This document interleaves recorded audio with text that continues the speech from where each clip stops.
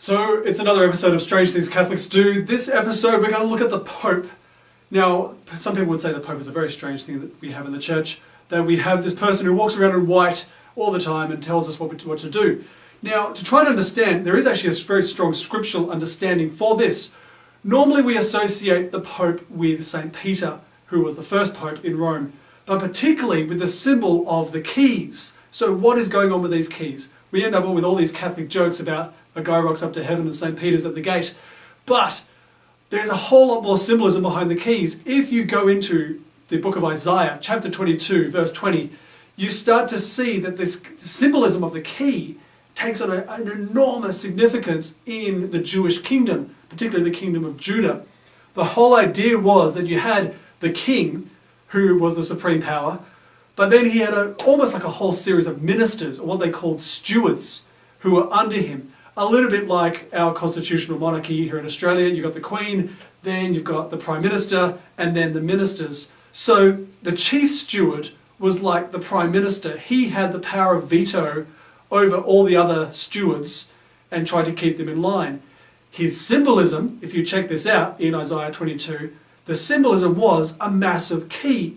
So it was really a symbol of authority. And so when Jesus says to Peter, I give you the keys of the kingdom of heaven, he's not saying that he's on night duty having to lock the door every day, but he's actually trying to say, you've got the authority over all the other stewards, the bishops, as like a power of veto. You're the one who's going to keep it united.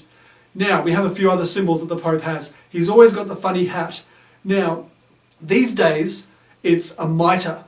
But if you go back a couple of generations back, it was actually like a tiara, almost like a crown.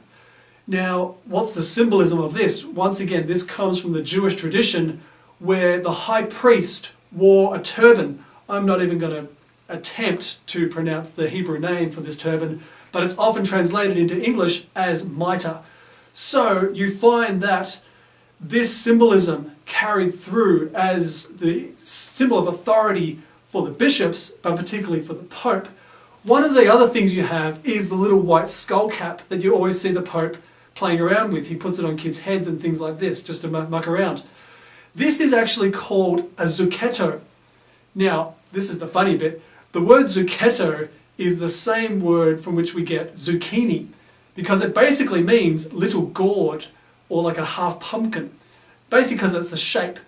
Now, some would say this is just to try and keep the Pope's head warm. But once again, it actually has scriptural and particularly Jewish origins, that the high priest would always cover his head when he was worshipping. So you'd be aware that the Jewish people, particularly when they're worshipping, will cover their head. It's actually like a symbolism that my life is not my own. I'm under authority.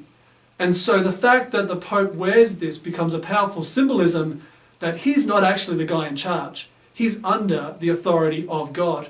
Now, it's not only the Pope that wears these little zucchettos, they're actually kind of colour-coded so you know who's who. The Pope wears white, cardinals wear red, bishops wear purple, and priests are actually allowed to wear black. It's very rare that you see a priest wear them these days unless they're bald and it's cold. So, a little bit of symbolism in all these things, the keys, the mitre, and the zucchetto, basically trying to symbolise that God's the one in charge. The Pope is the servant, and he's then the servant of the servants of the other bishops. That's a strange thing Catholics do. Explain it to some people that you meet who don't understand.